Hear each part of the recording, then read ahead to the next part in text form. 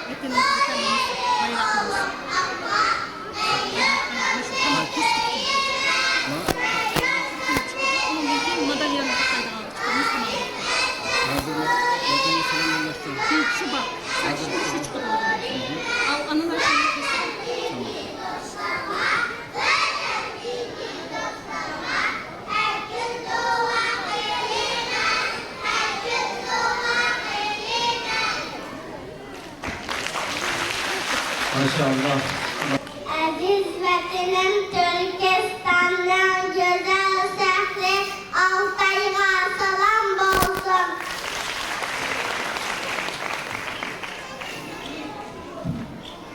Aziz vatanim Türkistan'dan güzel şehri Komul'a salam olsun.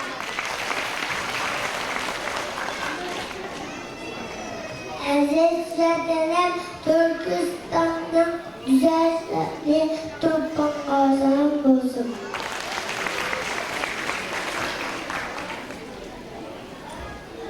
Aziz vatanim Türkistan'dan güzel şehri Kollaga salam olsun. Aziz vatanim Türkistan'dan güzel şehri Uçağa salam olsun. Aziz vatanim Türkistan'dan güzel şehri Karmal'a salam olsun.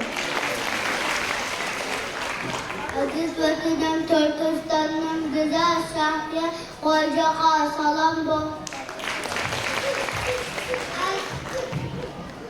Aziz vatanim Türkistan'dan güzel şehri Atuş'a salam olsun. Aziz vatanim Türkistan'ın güzel şehri Yasar'a salam olsun. Aziz vatanimizden güzel şehri Aksu'ya salam olsun. Aziz vatanim Türkistan'ın güzel şehri Kaşgar'a salam olsun. Aziz vatanim Türkistan'ın güzel şehri Kağlık'a salam olsun. Aziz vatanim Türkistan'ın güzel şehri Kutenga'ya salam olsun.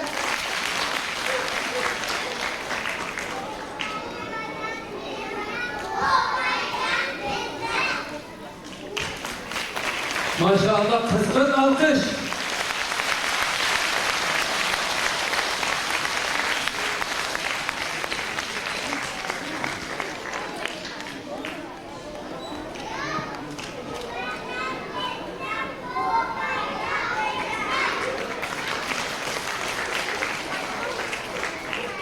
Tuanda biz Qur'oni Karimni xatmi qilgan, bu o'qish mavsumi jarayonida Qur'oni Karimni xatmi qilgan o'quvchilarimizga toj va ularning medal berish uchun taklif qilamiz.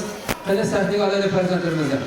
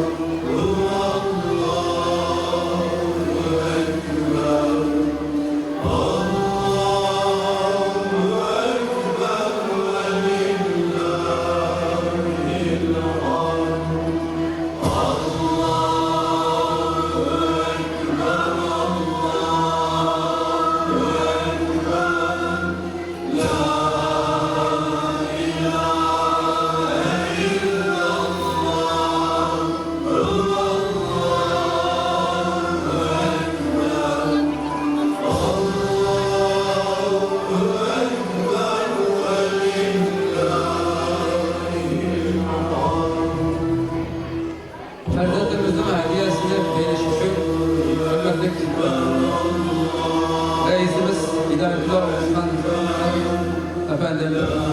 Şurada Abdülhadım Halim, Ömer Halim, Zekriye Teşkilatı, Abdülkadir Erçelkan, efendim Çıkarıs'ta Niyazlar'ın Lazım Aygar olsun. Abdülzak Halim, Abdülzak Halim, ben Zekriye çıkıp bir ona.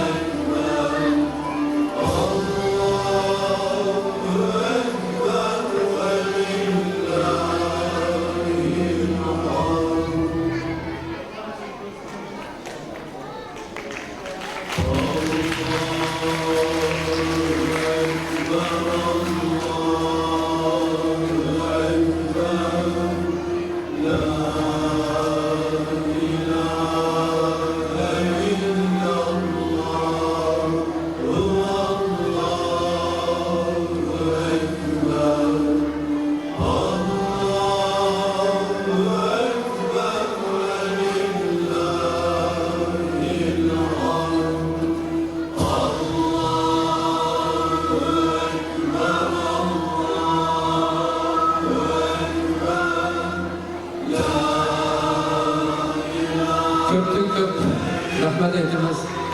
Bu güzel farzandimizga dünyada fakat simbol şekilde takdim kılgan bu tacını inşallah Rabbim Allah Subhanahu ve Teala'ga cennette bulanın şu güzel başlarına takaydı ve bulanı terbiyeleyen ata-analarga hem bu şu güzel farzandlarımız özünün şu kılgan yaxşı amelleri sebepli Rabbim ata-analarga hem şefaat etmesini verip şu ata-analar hem taş takıldığın şu baktık ata-analarga olsun inşallah.